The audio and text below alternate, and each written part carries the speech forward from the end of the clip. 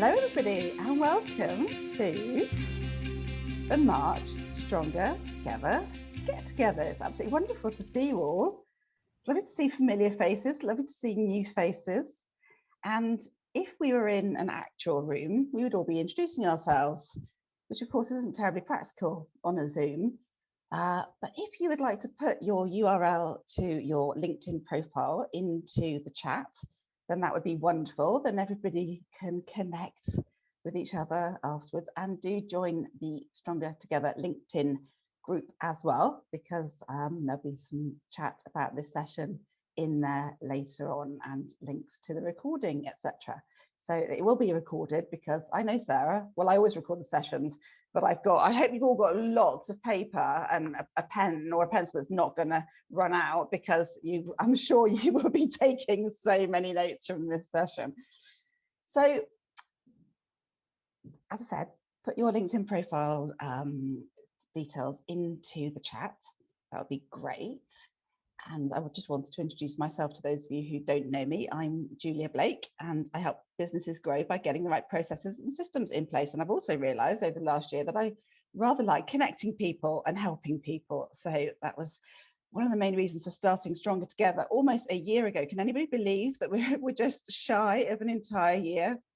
So, and so many of you have been on this journey all of that time with us. So thank you and welcome to the people that are new to this. So things have changed over the last year, and I want to make sure that Stronger Together is meeting the needs of everybody as we move through this. So I actually sent out a poll recently, and one of the things that came out of the poll was that you guys would like more time to actually chatter and meet each other and network and get to know each other better. So from next month, I thought that we would extend the meeting just by 15 minutes or so, and we'd have some actual dedicated breakout time towards the end of the meeting. So we're still going to start at 11, but we'll go all the way through to 12:15 and then have 12:15 until 12:30 for some extra chatter if you would like to hang around for that part as well. So that is all exciting stuff. I'm also going to leave the meetings as meetings that are free to attend. So do look out for the link for the next meeting, which is on the 14th of April, and we're going to have the lovely Tracy Miller joining us at that. So that's all exciting stuff. Okay, so life has changed, hasn't it? As I've just said, this is why I wanted to do the poll to find out what you guys want, but the way we do things has changed, and digital marketing has always been part of marketing strategy. However, it is way more significant now than it was even a year or so ago, because it's one of the main ways that we can reach out to people and attract people to us. The problem with that, of course, is that it's got a lot busier, and there's a lot more noise out there, because the people that probably weren't that active on it are now more active on it. So we're having to find ways to cut through all that noise. And that's why I thought it would be an excellent time to invite the lovely Sarah Sangster to join us today. Now, for those of you who don't know Sarah, Sarah has over 20 years experience in digital marketing, and to be fair, what Sarah doesn't know about digital marketing is really not worth knowing. She's a go-to person for so many people, and she's really got her finger on the pulse, and she's got this amazing brain that digests all of this incredible amount of information out there and turns it into something that's very sensible and that helps business owners. So I'm really delighted that Sarah has joined us today, and Sarah's going to be sharing 2 strategies which you can take away and implement after the meeting. So that's pretty cool stuff to start off with. The first one is going to be about lead magnets, which of course are so important. And the second strategy is going to help us turn the chatter on social media into sales calls, because it's all very well having the chatter on social media, isn't it? And I do like looking at my numbers, but that's a bit of a vanity thing. It's a vanity metrics. And of course, we want to turn that chatter and that attention into something more tangible. So Sarah is going to be spending approximately 30 minutes helping us with those 2 strategies. And there will be time at the end to ask questions. So if you want to ask questions about what she shared, or if you want to ask questions about digital marketing in general, then it's an open Q&A. So we've got some time at the end to do that. Now the meeting will end at 12 o'clock, but it will remain open so that people can chat and carry on conversations until 12:15 if they would like to. So I feel like I've just been a bit of an air hostess and saying the emergency exits are here, here, here, and here. So I've got all of those bits out of the way. And I'm just so excited that Sarah's here. I've got my pen and paper ready. And Sarah, over to you. Thank you. And always, I love working with Julia anyway, and she's always, at the end of our calls, she's always excited and like wound up, ready to spring into action. So I hope I can do this for you guys today as well. I won't go into too much about me because you don't need to know that, because that's not important. But what you do need to know is that what I do that makes me special is that I can take a really complex problem and make it really simple. So if you feel like you want, at the end, you want to ask any questions about anything, please don't ever feel that it's a stupid question, or, you know, that I'm gonna, you know, make you feel small or anything like that, because I will never do that. That's not my style. I had severe dyslexia at school, and I made really complex problems really easy for me to understand because I didn't want to, and I obviously didn't realise as a 6-year-old that I had an issue. I was able to look at a really complex problem and work it out for myself, and then be able to teach myself how to do it. And it was only sort of like 10 years ago that I really utilised that skill rather than hide it or be embarrassed by it. Actually, that's what makes me unique and makes me brilliant at what I do. So I will repeat things 100 times if you need it. My patience is beyond. For those of you that have ever worked with me, I'll explain things again and again and again, and I'll just change the way I'm explaining it because it's my fault, not yours. Okay, so if I don't explain something quite the way that you need to hear it, then please just let me know, because I will just give you, I will reframe it in a different way. I use lots of stories, I use lots of metaphors. I will be using a whiteboard to draw on as I'm talking, because I have to try and make sense of what I'm doing visually as well. So all the funnels and stuff I'll be talking about today, I'll be drawing out. You are more than welcome to have a copy of my show notes, for want of a better word, and you can have a copy of the picture that I have that you can have a copy of. So if you want to just take it and run with it straight after the call, you are absolutely more than welcome. Just drop me a message and I'll just screen grab it and flick it over to you. So you're welcome to that. So lots of people will find digital marketing or social media or whatever name you want to call it really confusing, and it can be, because there are so many people out there that will say you need to do reels, you need to do stories, you need to be doing lead magnets, you need to be doing email sequences, you need to be doing retargeting campaigns, you need to be doing Facebook ads. And each individual person that does their own thing will make what their thing is the most important thing for you to do. Okay. And the thing that I do, and what I do with every single person I come into contact with, is I take it all the way back to the start. So what do you sell? Why do you sell it? What's the price? And how many of those things do you need to sell, whether that's your time, whether that's your services, whether that's a product? Because without that fundamental bit of information, the rest of the stuff doesn't work. Because, you know, I could be talking to somebody that wants a £5 million turnover, that might need 100,000 sales a year. The campaigns that go into that particular funnel user journey is completely different to someone that says, I need 3 sales a year. If I just got 3 sales a year, that is all I need. Okay, so there's a couple of things I want you to think about when you start looking at digital marketing. I want you to really think about and really know your numbers. How many of those things do you need to sell? How many units do you need to sell? How many hours have you got to fill? What does full capacity look like for you? Or if you're looking to scale, what does scalability look like for you? Where do you need to get to? How many people do you then need to be in front of? What are your conversion numbers? What can you do to tighten up your conversion numbers? What can you do to sell more stuff to people that you've sold to before? These are all the questions you should be getting a blank piece of paper and just jotting them down and just saying, this is what good looks like for me. This is what brilliant looks like for me. And this is where I need to get to.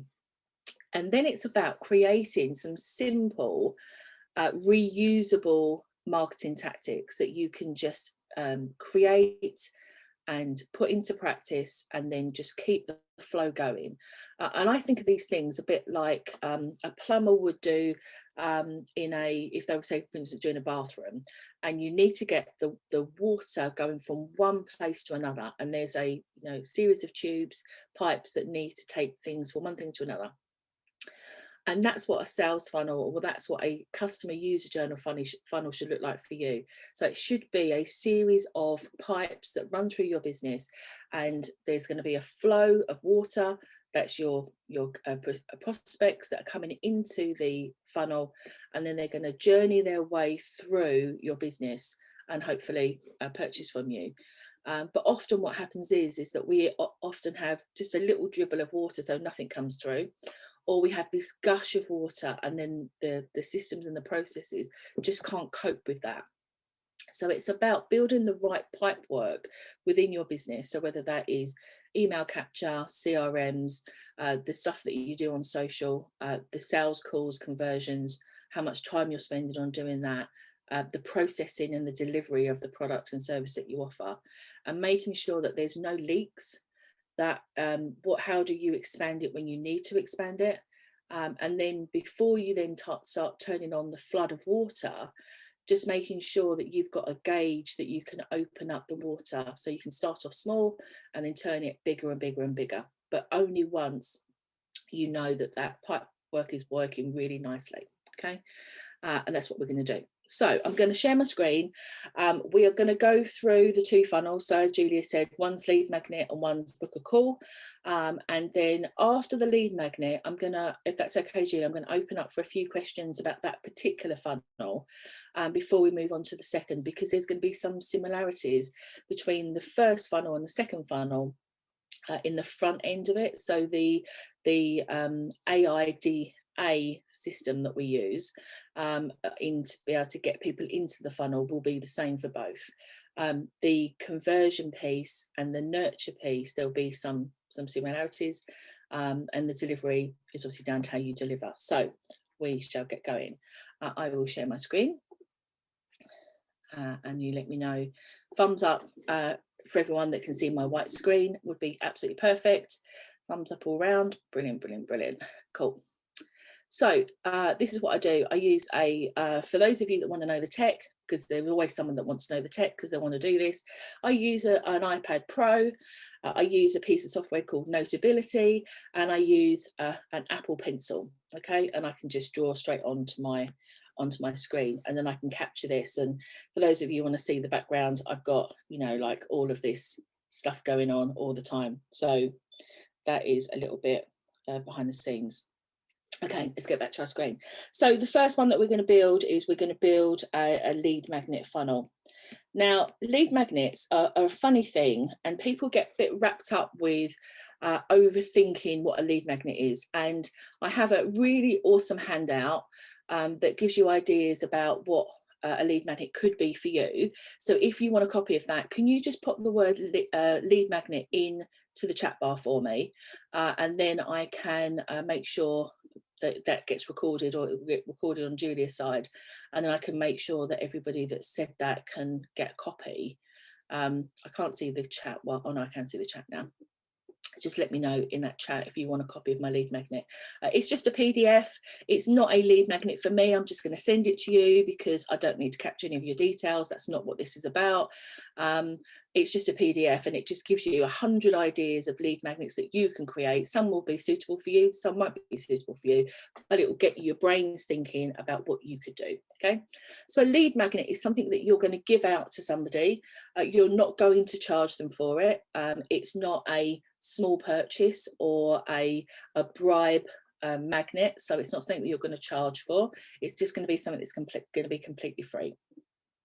It could be a PDF, it could be a video series, it could be some free graphics, it could be a how-to guide. Yes, there's absolutely loads of options, but you just need to think about what your customer needs right now, not what your product is, or not what your solution is, or not what you think they need, what they need right now. So you're going to meet them where they're at. So what's their biggest problem right now? and what can you do to solve the small problems that then open up potentially bigger problems, which is what your product or service is going to offer. Okay. Doesn't always have to be a problem. It can also be an aspirational type thing. So if you have a product that isn't a problem solving product, but is something that they desire, a luxury product that they want, then you can give them something to make their lives better, or you can give them something that they will make what they do just even more special. So it doesn't always have to be problem based, but it does have to be something that they want, or is lacking in their life, or that they want to reach. Okay, so the lead magnet is always going to be almost like our central pivot in this funnel. So it's going to be the bit that goes in the middle, and the way in which that we give these lead magnets out on this particular funnel is we're going to do it via a landing page. So we're going to ask people to visit a landing page, and you're going to give them some information about what the lead magnet is. You are going to capture them on attention. You are going to bring them into the funnel and sell to them on emotion. Okay, so you're going to, the attention bit we'll talk about in a minute, but you're going to bring them in on emotion. Then we're going to talk about the logic of why they need to have this. So you're talking to emotion, then you're talking them through logic, and then finally you're going to give them some type of fear. And we're not talking about scaring the life out of them, but we can add in here some urgency, some scarcity tactics, or the loss of not being able to have it. So whether it is, you know, if they don't do something, this is what could potentially happen. If you don't get this organized, you're going to lose time. That is quite a fearful thing for somebody. And if anybody's done any of my avatar work, when I talk about the frustrations, fears, wants and aspirations, then this is where you pull out some of that information. Okay, so this is how you're going to design your landing page, and you're just going to have a simple capture in the top half of the landing page that is going to be before the fold, which is what we class it when you look at it on a desktop, on a phone. So if you create your landing pages via your website or lead pages or any of those types of software based landing page softwares, you want to make sure that the mobile version, the capture piece, is in that first part of the screen, so they see what you get them on emotion, and the capture situation is right there in front of them. Okay, so that's where we're going to start. We're going to drive the traffic to this landing page. We're going to install the ELF tactic, and then we're going to, once they've signed up, we're then going to put them to a thank you page. Okay, now there's a couple of things I'll add in extra. I'm not going to go into massive detail because I don't want to totally bamboozle you and with loads of information. But there are a couple of things that you can do to supersize this process. So the first thing you're going to do is you're going to add the pixel into the top of your landing page. Now, this is a Facebook pixel that you can use in the future if you want to then drive retargeting ads from Facebook. From the people that have landed on your landing page, you can put more ads in front of them that said, do you want another offer? Do you want another go at downloading this? I see you didn't download it, all of this sort of stuff. So you can do some really awesome retargeting ads, but you don't have to do that. But even if all you do is put the pixel code into the header of that landing page, you've got the option to, going forward, if you want to retarget that data, you absolutely can. Okay, so that's the first thing. Sarah? Yes? Where would one find the pixel code? You go to your ads manager in Facebook and then just follow the amazing Facebook guides.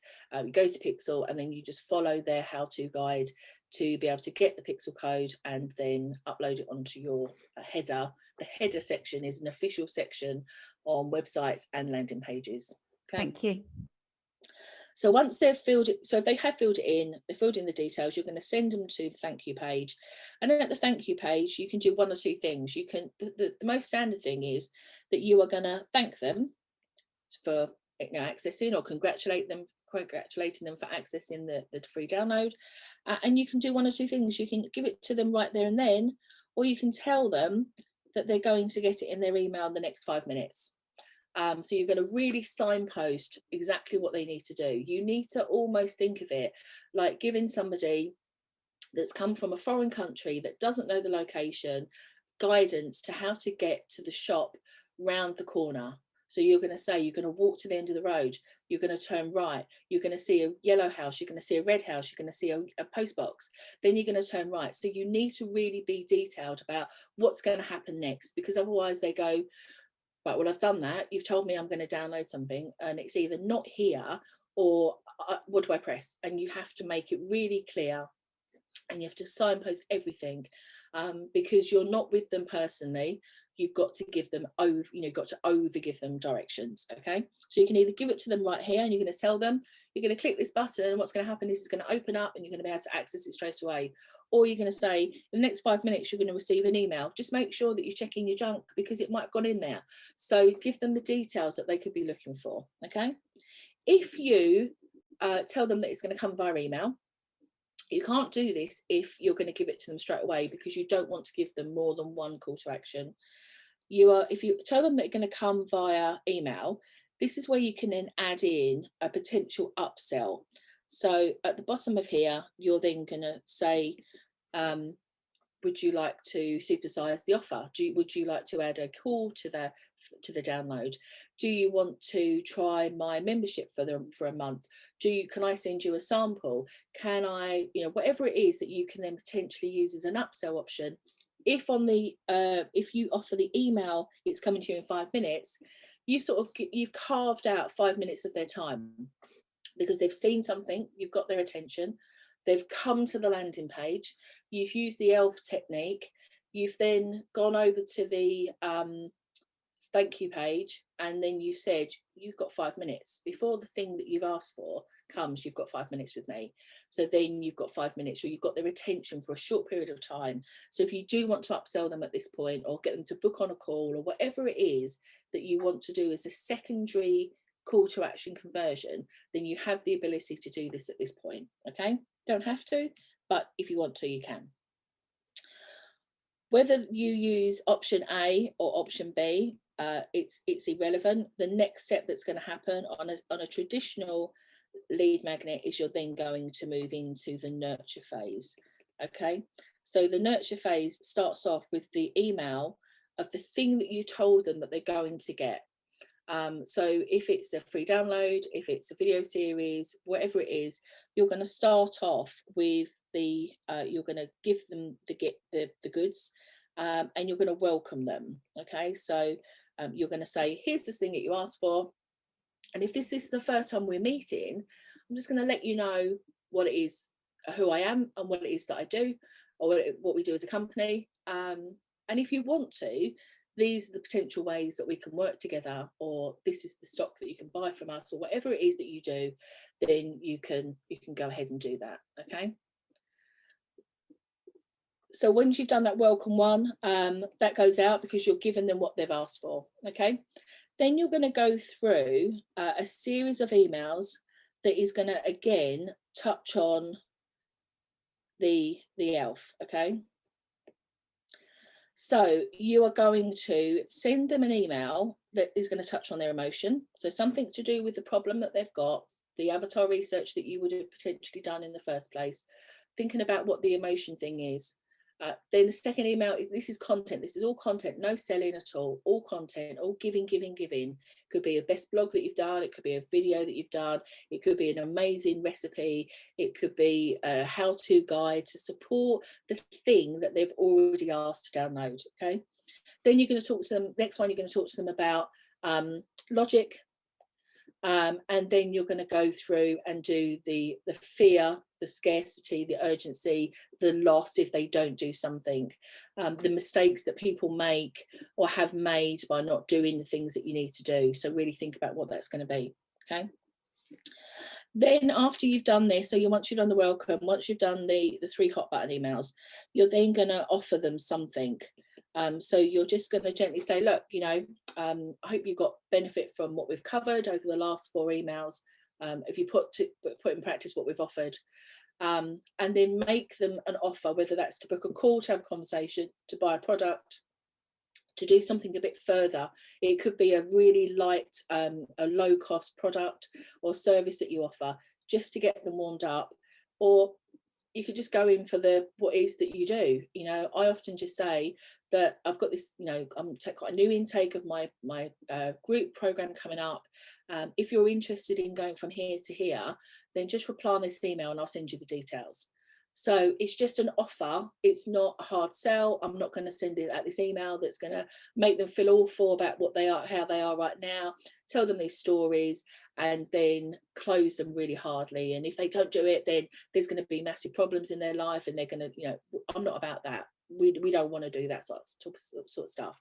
But we want to give them an offer, because actually you could have people going, well, how do I work with you? What do I do? Do I ask? Could it be too much? Could it be too, you know, can I afford it? Can I not do this? Can I buy it? Can I, you know, what is it that you do? And they're actually asking you to take them through a sales process. So all this last email is going to do is just give them the information for them to make a decision about the thing that they originally did download was obviously something that they wanted. You know, it was touching a pain point. There was some stuff going on. So just take that into account, that actually people do want to know how they can buy from you in future. Okay. So that's the right hand side of the landing page, the thank you page, and the nurture sequence that's going to go with that. When they get to this point here, you're just going to pop them into, you're going to tag them on your CRM or on MailChimp or Capsule, whatever it is that you use.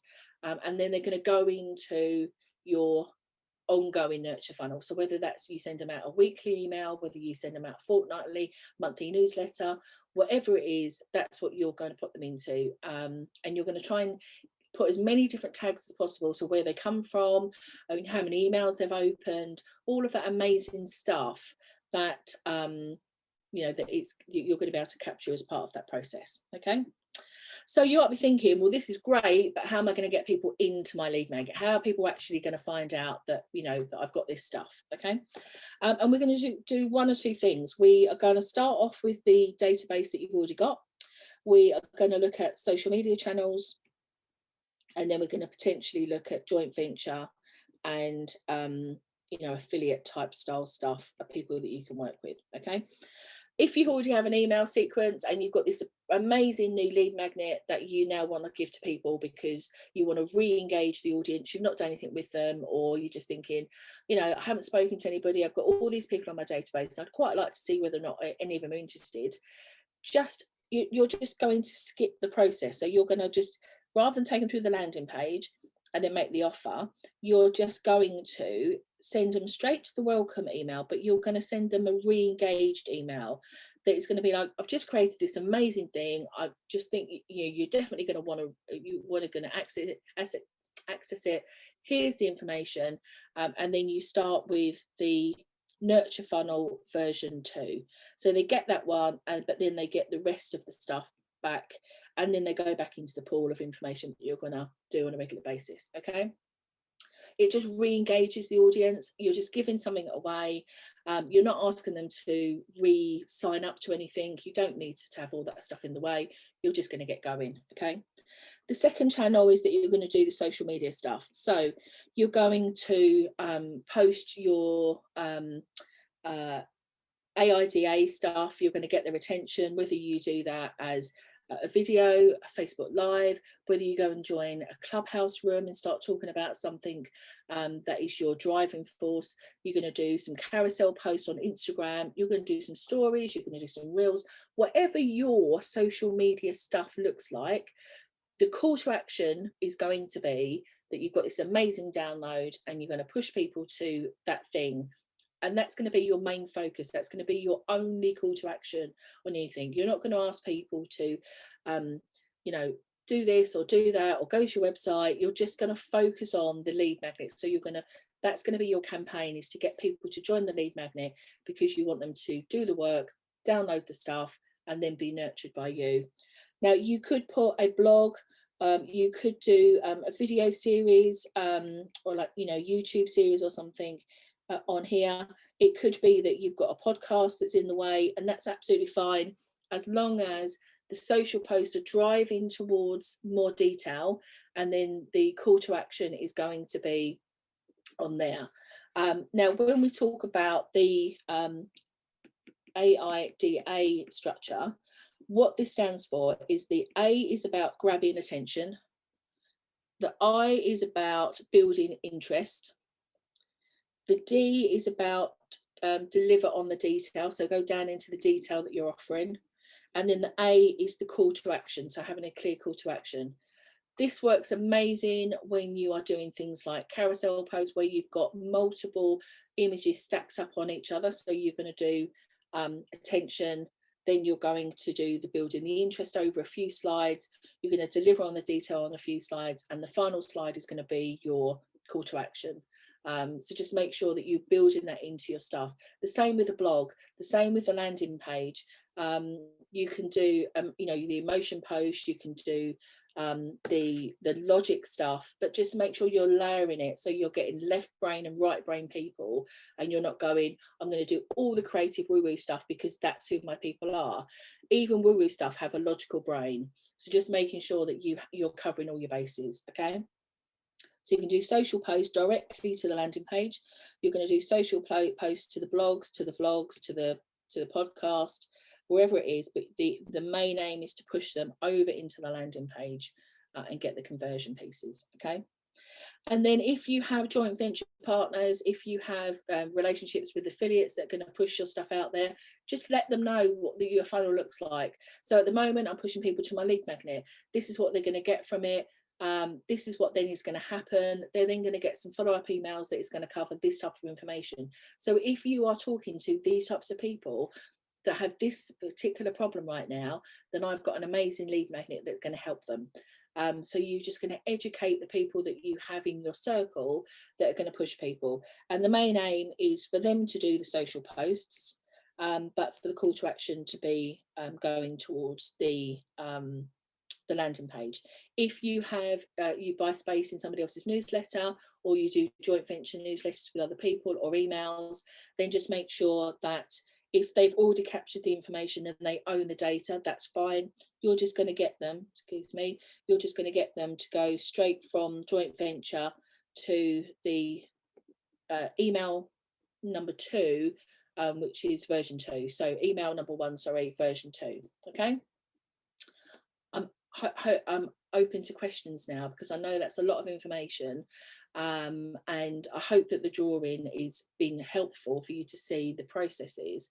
But Julie, if you want to open for questions, then I'm more than happy to do that before we go on to the next one.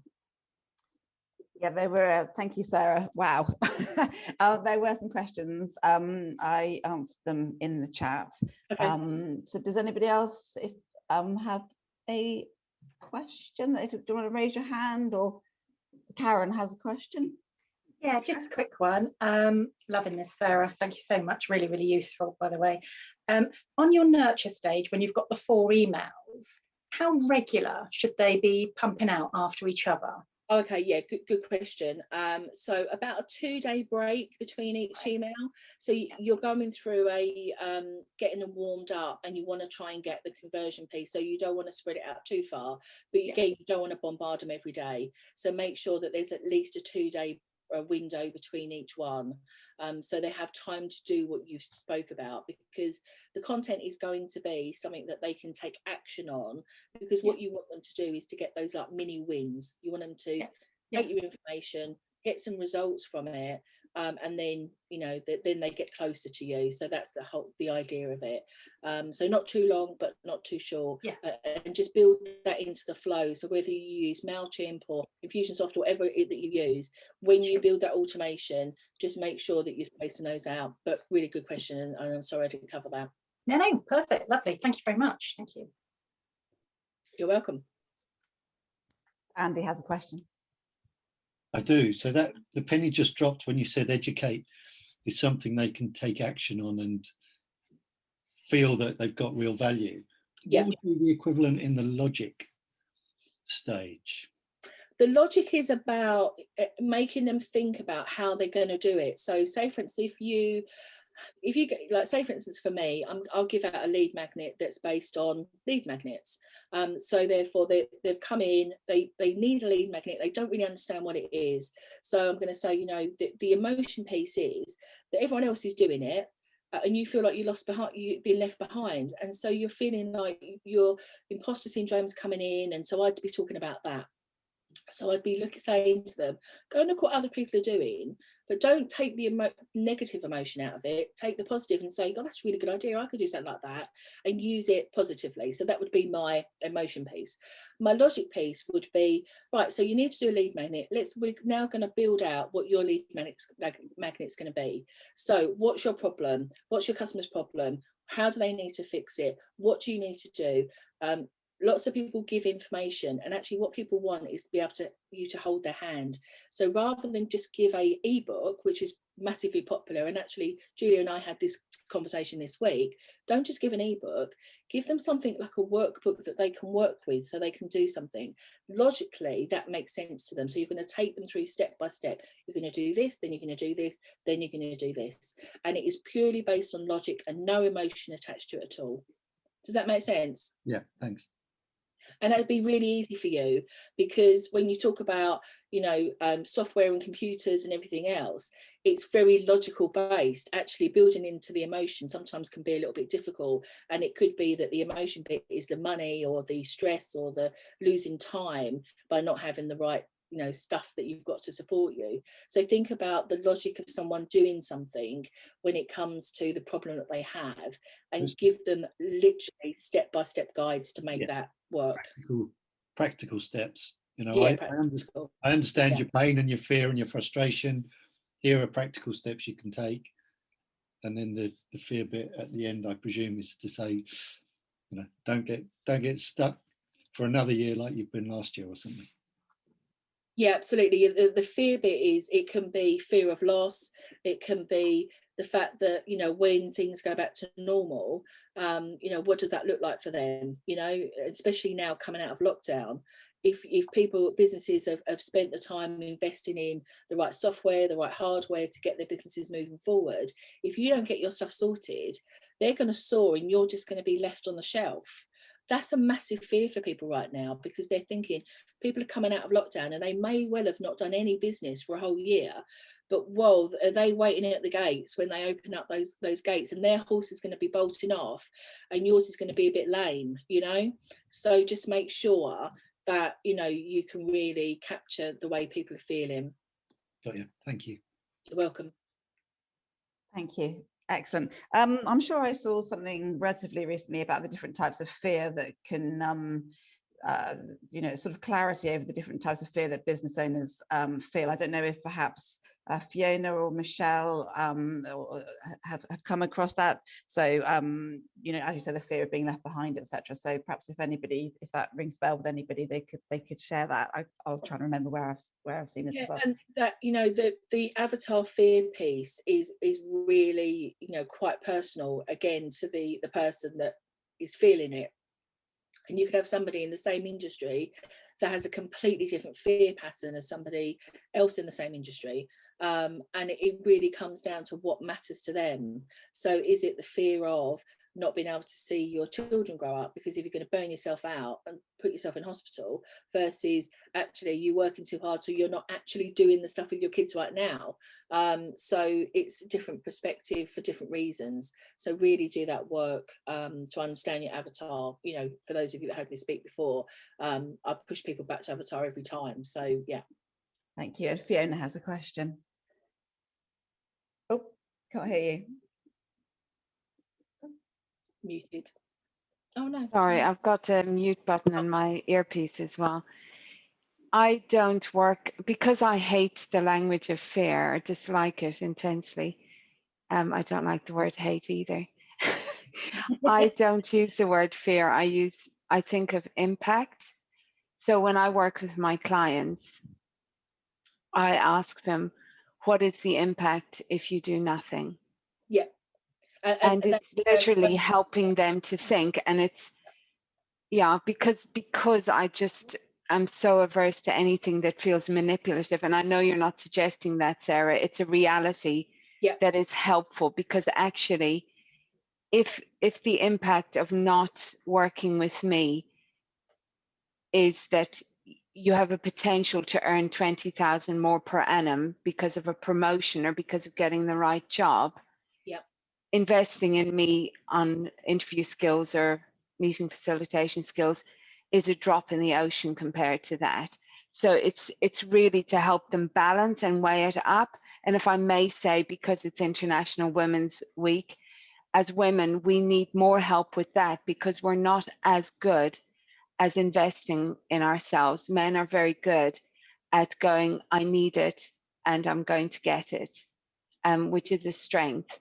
And for us, we're good at spending, I think, and I know these are horrendous generalizations, but in my experience of this over years of coaching, is that women will readily spend money on other people or justify it, but not as good at in saying, I need this, I'm going to get it.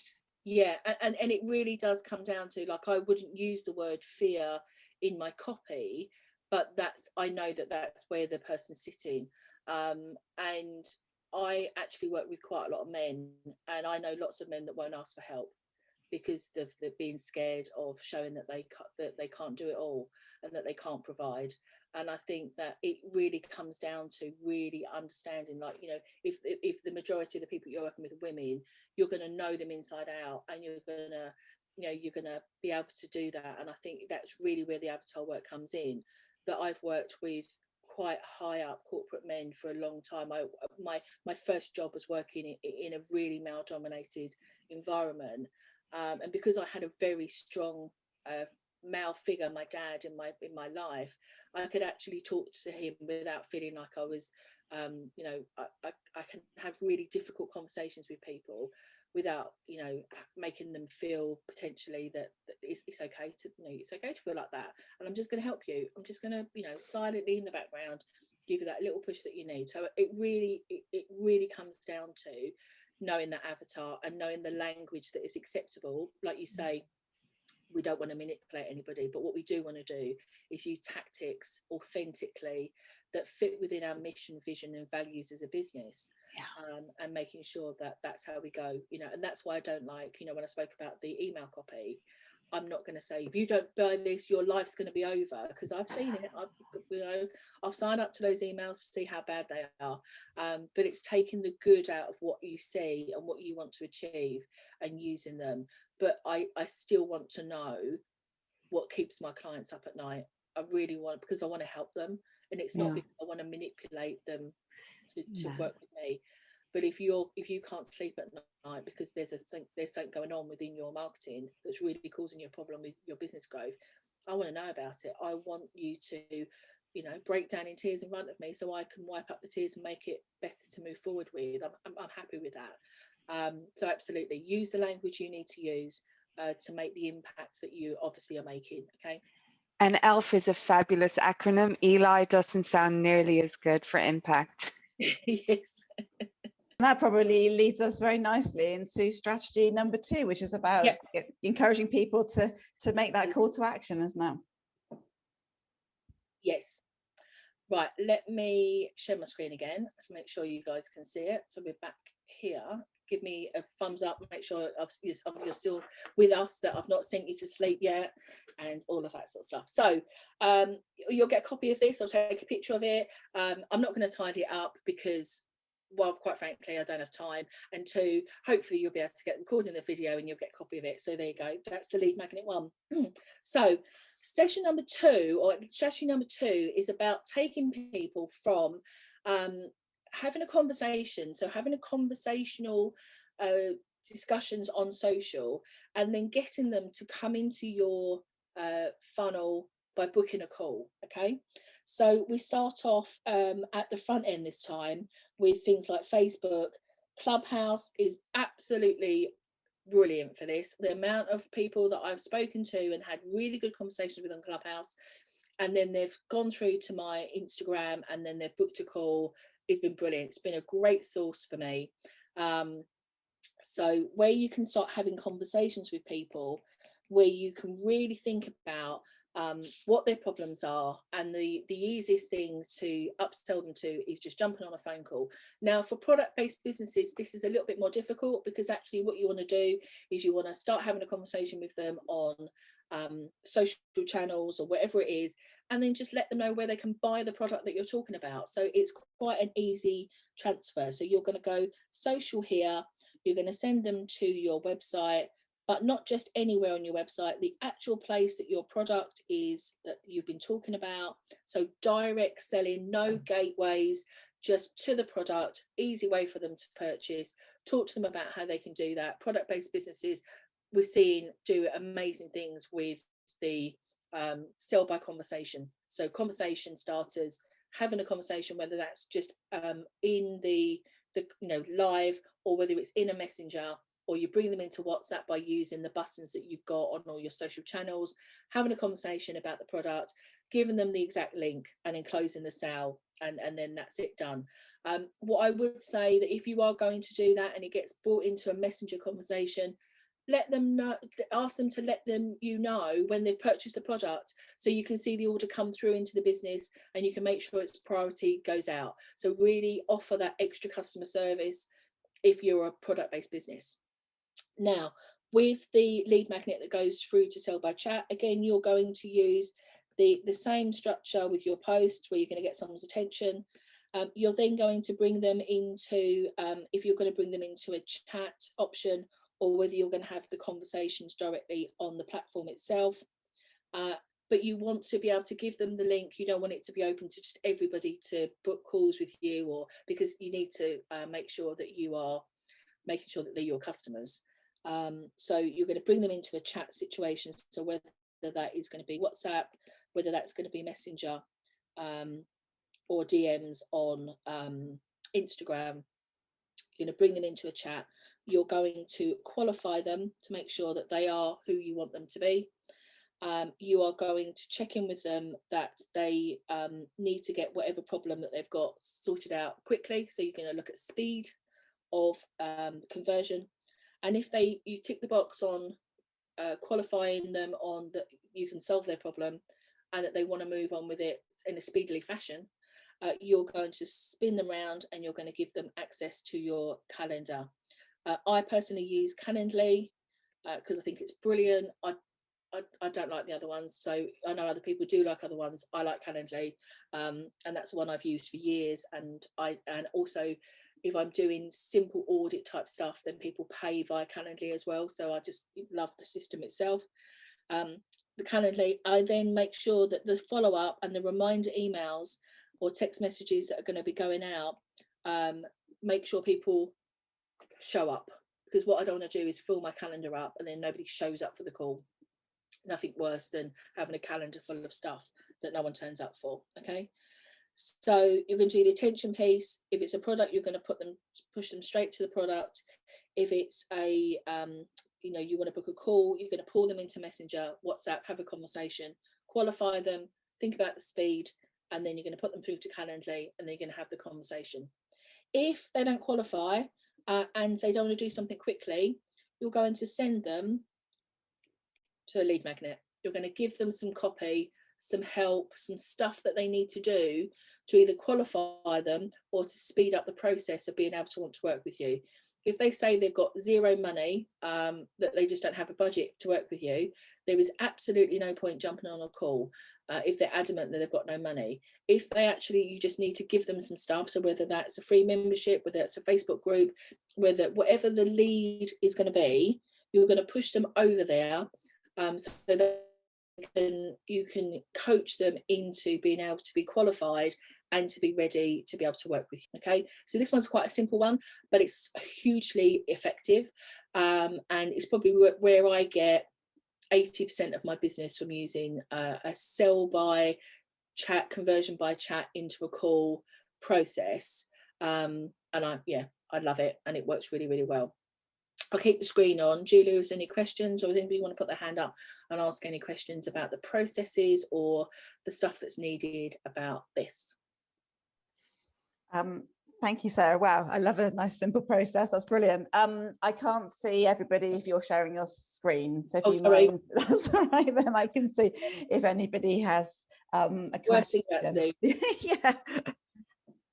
Brilliant. So does anybody have any questions on the second strategy? Or it's just everybody's got it because it's so simple. Yeah. So yeah, no, it's fine. Some of the things I will say that work particularly well to get people starting to have conversations with you, things like Facebook Lives, things like calling out problems, using keywords. So say, for instance, if you do a series of Facebook Lives and you like doing that because you like engaging with your audience, make sure that if you have an offer or you have a lead magnet or you have something where you want them to raise their hand and show that they're interested in what you do, never get anybody to ask yes, no questions. So along the lines of, for those of you that are listening today, if you want a copy of my lead magnet download, just put the word lead magnet in the comments. I showed you how to do it earlier on in this session to get you warmed up to how you would do it in this process. If you was all to say yes and no, then when we look back at this, the chat, I've got all yeses and I've got no idea what they mean. So always make sure that you use keywords to get people to show, yes, I'm raising my hand, I want a copy of that, I want you to book a chat with me. So you always give them a keyword so you can go back and action that later. It also opens up the chat facility within your Facebook page. So if somebody comments, then it now makes has done for a couple of years now, but if you haven't used it, it opens up the chat facility so you can have an active chat with somebody by them just saying a comment word. Okay. Thank you, Sarah. Jim's has a question. Sarah, thank you so much so far.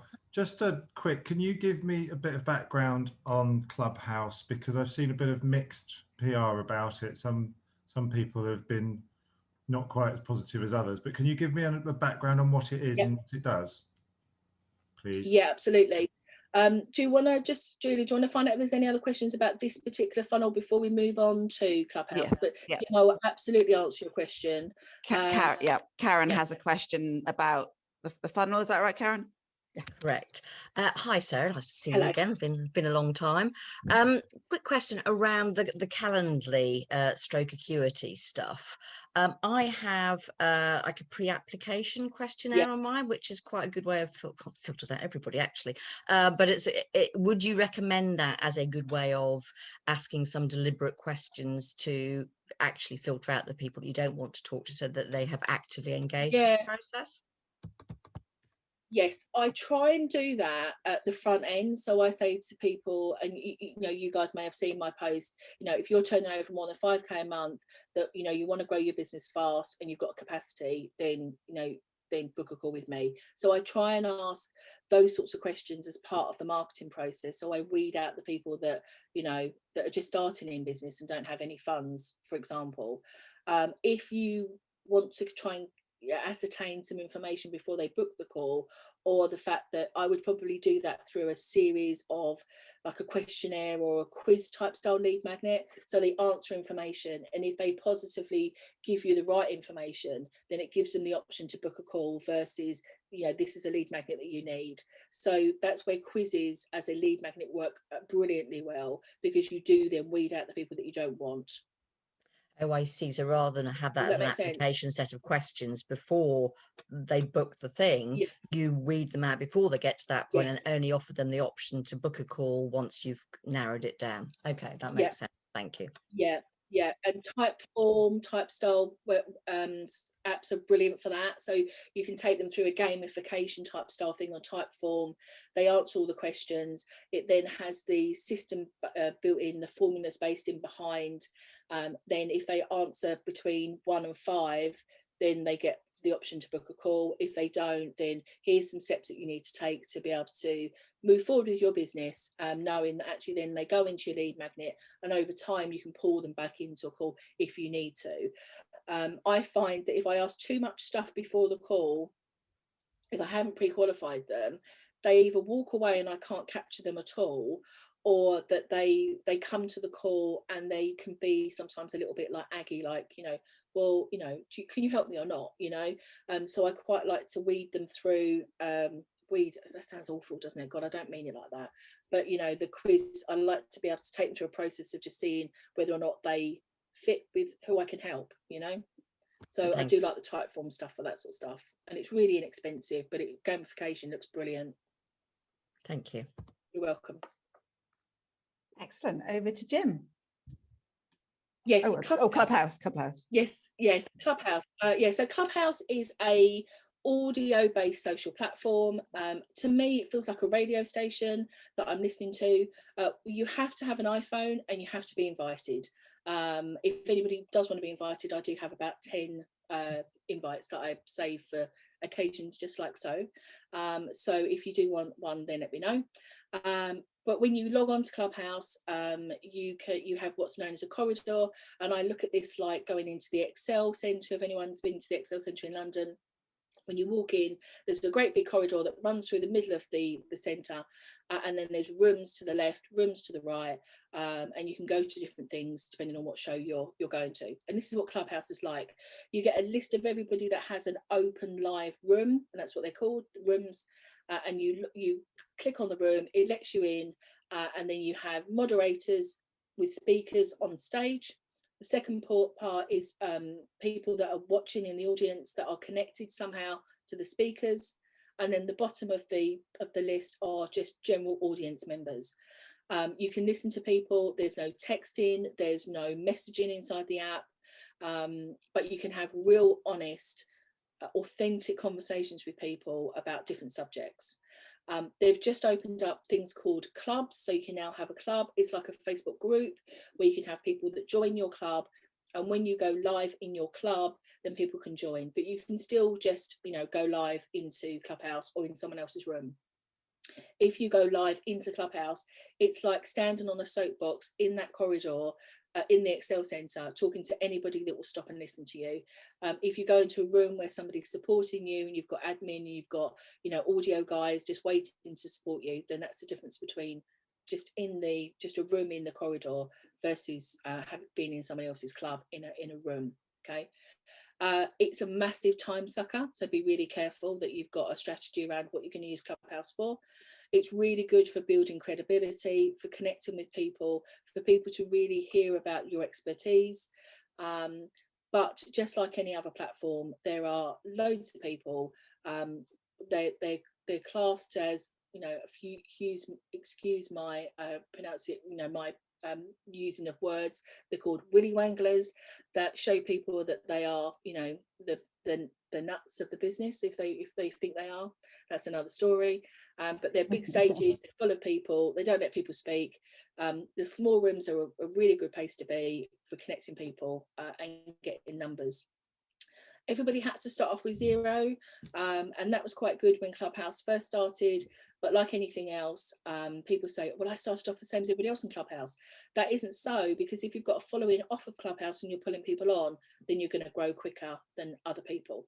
So just make sure that you're going onto Clubhouse for the right reasons, that you have a strategy and you have a funnel in place that gets people from hearing you on Clubhouse, where you're going to build credibility and authority on what you do, to going onto your Instagram account, to your profile, understanding who you are as a person, and then pushing them through to a funnel, whether that be your lead magnet funnel or whether that be your call to chat funnel.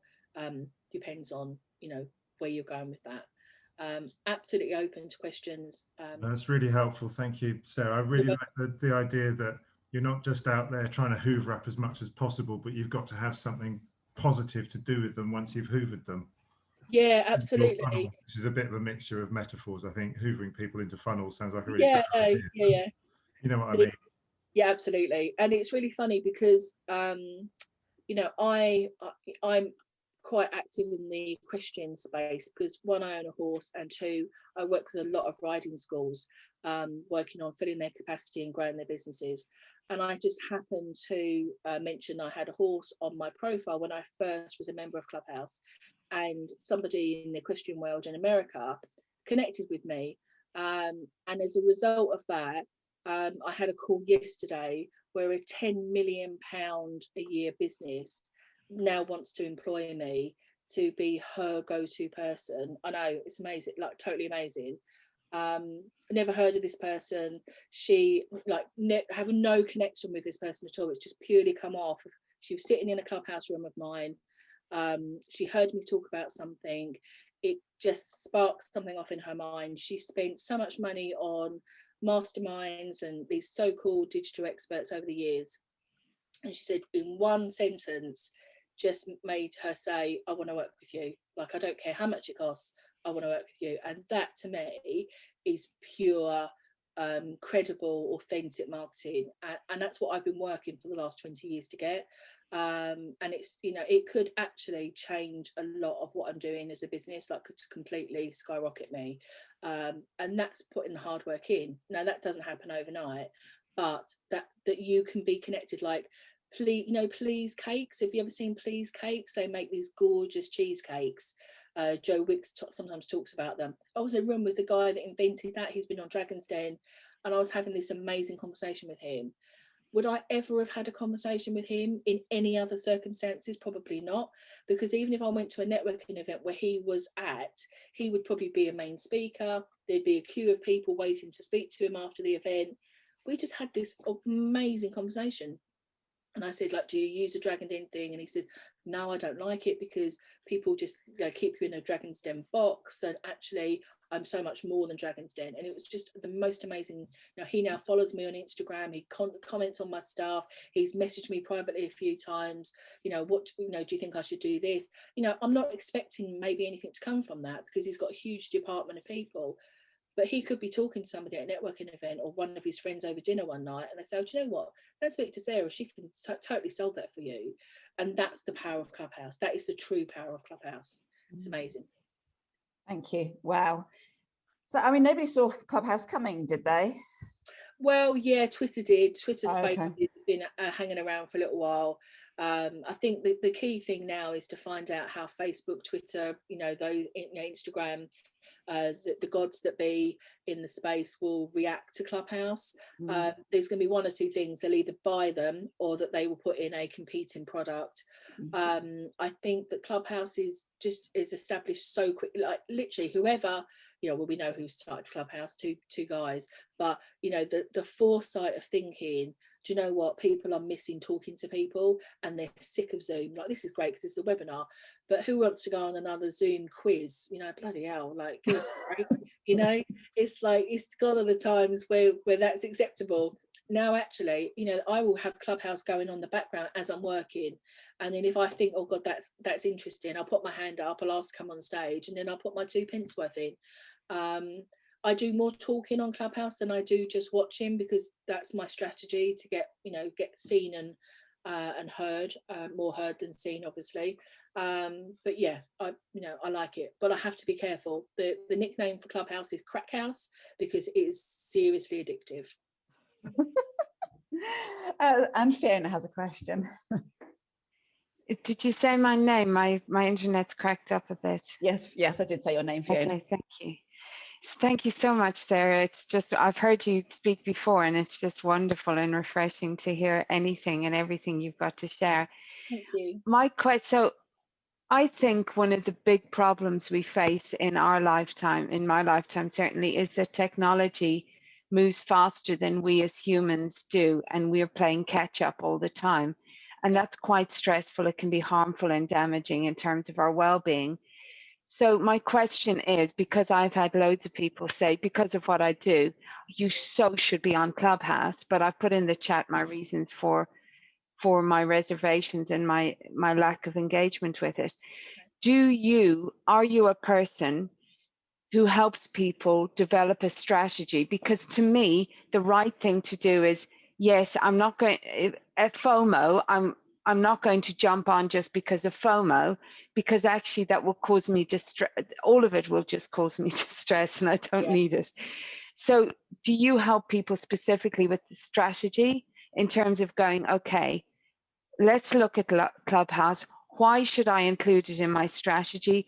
What will I mean? How can I manage it so that I retain, I'm still an empowered human being? Yeah. Do you do that as part of your business? And if you don't, do you know people who do? I do that, but I don't just do it for Clubhouse. For those of you that heard me speak before, which is quite a few of you in the audience, I will never jump onto a trend without one, doing my personal exploratory first. Over in BBB, which I know a few of you are members of, I had lots of questions about reels. What do I do with reels? I need to be on reels. I've told I need to be on TikTok. I need to be dancing. I need to be doing stuff. And I'm like, hold on a second. What's the strategy behind this? Is that the solution to the problem that you've got? That probably is 99% of what I do as a business. To be fair, Julia probably will absolutely agree with that. Please don't ever go into something through fear of missing out, through the pressure of somebody else, through the fact that technology wants you to do it, or society or media think that that's okay to do. You need a business plan, you need a marketing plan, you need your good finance sorted, and then from there you then put in the strategies. Facebook is a tool, it isn't a marketing strategy. That's all it is. So just make sure that whether it's Clubhouse or Instagram or Facebook or WhatsApp for Business, whatever it is that new comes out that's shiny and you feel like you have to be that magpie jumping from one thing to another, just go, right, I'm going to take a breath. I'm just going to think, what's my business about? Who's my avatar? Does this fit with me? Do I want to sing and dance on reels? Absolutely no. Like, I bloody hate being on camera. Like, I don't enjoy it, I feel judgment, I feel all this stuff that goes on. Often I'll say, Julia, camera's not coming on today, I've got my pajamas on, and that's okay, because that's that, people have to buy into that's who I am as a person. Totally fine. But have I used reels to absolutely smash my competitors because I can use smart graphics? Too right I have. But I've been there and I've slowed things down and I've thought about how I want things to be for me, and then I've created it for that reason. Okay. So I have a 12 o'clock. I'm really sorry. I'm so in such trouble. You've been amazing. Bye-bye. So Sarah, how can people work with you if they would like to work with you? I mean, that's a yeah, sure. Good question, isn't it? Yeah, the first thing is that you can book a call with me and have a conversation, and that's how everything starts. I won't ever sign anybody up to anything that I do without having a proper conversation, and just seeing if I can help you. And there's a couple of things, there's a couple of criteria. The first criteria is I've got to like you. I'm sorry, if I don't like you, I won't work with you, because I want a relationship with you. I want to buy into your product. I want to buy into the service that you do. I really want to be a partner with you. Diana will know this. I'll talk about horses all the time, and I will just, I want to work towards your success. So that's number one. Number two is I've got to be able to add value to what you do. If I can't actually add value, then I won't be able to sleep at night. I just won't feel comfortable. So if you don't need my service and you need somebody else's, then I'll absolutely pass you on to somebody else. I'll never just take the money, because that's just not who I am. And the third thing is I've got to comfortably feel that you can afford to work with me and to be able to implement the things that we need to do. If you can't, then I will give you all the free stuff in the world. I will, point you in the right direction. I'll give you all the lead magnets. You can have anything I've got for free. You are welcome to it. But I won't, if it's a case of paying me versus, paying you rent or putting food on the table, then no way. It's just, integrity wise, I just won't do it. So if people can answer those three questions and we like each other and we can work together, then yeah, you can book a call and we can have a chat and have a coffee and have a nice time in the process. Thank you, sir. Do you want to put your details into I was afraid of going off of Zoom to get your contact details. I thought I might shut something down. So if you want to put your contact details into the chat so that people can make contact.